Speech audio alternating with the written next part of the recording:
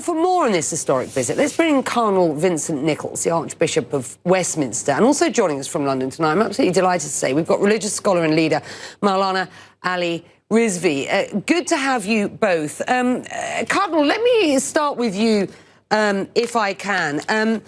There are significant risks involved in this trip, not least those of security and indeed COVID. Why do you believe it's so important to the Pope to do this visit now? Well, what he's said very clearly over the last few days is that, unlike the last papal visit planned for Iraq with St. John Paul II, he does not want this cancelled. And he's just said it is so important, the objectives of the visit, and he's going with the assurance of the Iraqi government that everything is in place. And he's determined, as he says, to make this act of love for the people of Iraq, for all the people, but maybe especially for the Christian community in Iraq. You both know each other, I know, and as I understand it, Cardinal Nichols, you were in Iraq in 2015. You were set to go to Najaf with our other guest tonight, Maulana Ali Rizvi, and it's good to have you both on this show.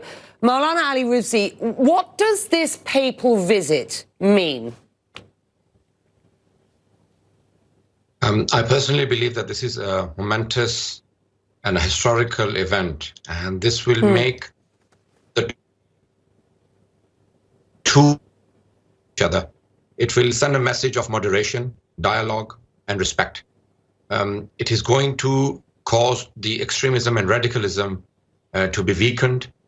It is one of the most important events, as I have not come across in the past 1,000 years, that two such most powerful religious leaders are coming together in goodwill to make the communities become closer to each other.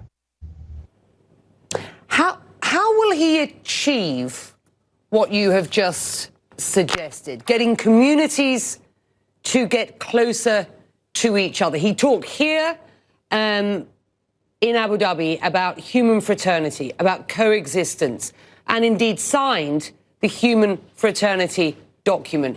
How does he ensure that what was conceived here in Abu Dhabi actually gets action on the ground, sir?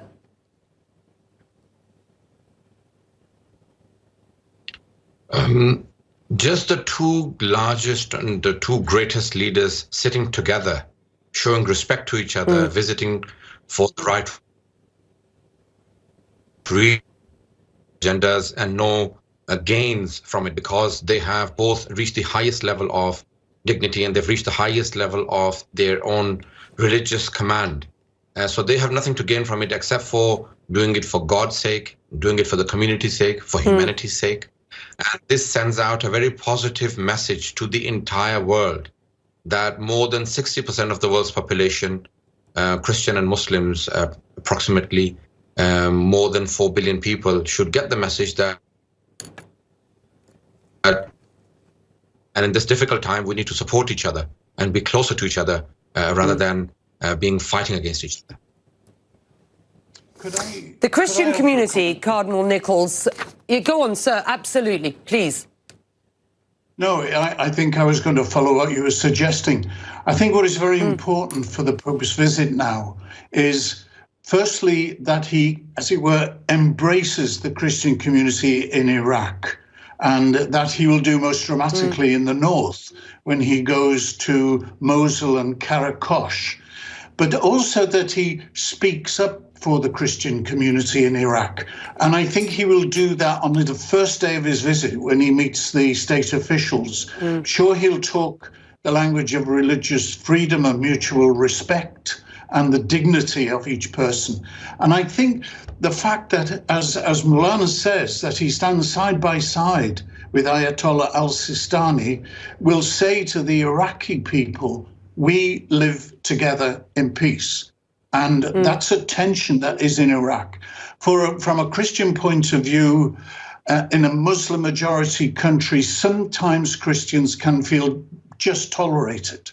but this is the actual birthplace almost of the monotheism, and it's around that I think the two religious leaders will call for a deeper and more consistent mutual respect and cooperation on the ground.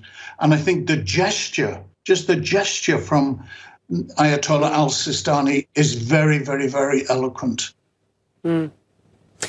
We were speaking to Ben Wiedemann, who is on the ground in Baghdad and has been following the build-up to this trip. And he filed a report tonight about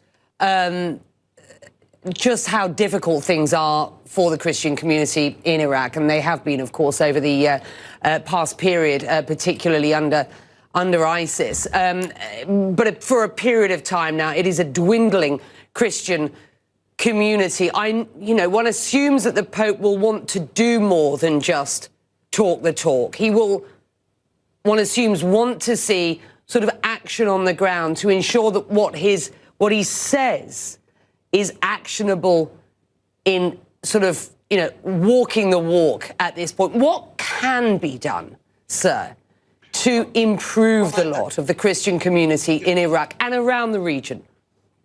Yeah, well, I think, from my experience of being there a few years ago, when literally, 150,000 refugees turned up in Erbil, and the Christian communities worked together to welcome them. Now they're going back to the plains of Nineveh, to Karakosh and Mosul. And the Pope going to that cathedral in Karakosh, which is just being rebuilt, will be an enormously important thing.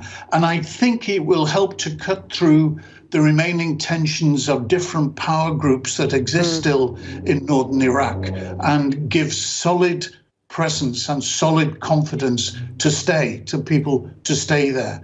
And I know the initiatives of the Christian community there are often focused on the provision of education, because if children have an education, then the families are likely to stay.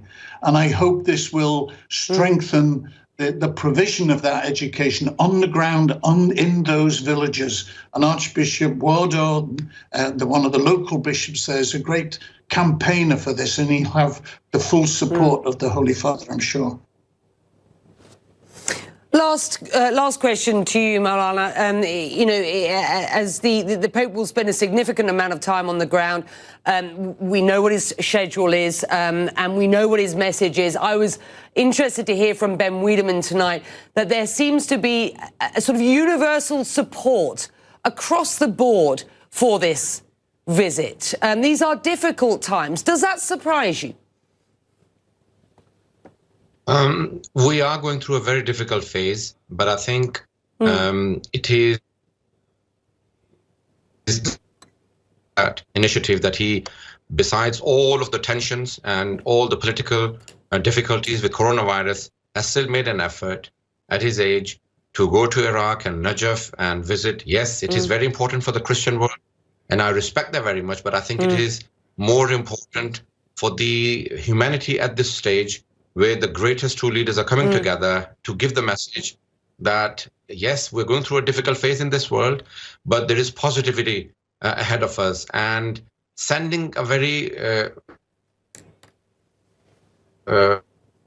even for the political world, I think it will be extremely important, and we will all be benefiting from his visit. And I respect him for taking this initiative. Sure. This is giving out a significant message for the moderation internationally. And with that, we'll leave it there. An extraordinary trip. He has been advised by many not to make it, but he is making it. The Pope will be in Iraq soon. Thank you both for joining us this evening. We will be right back.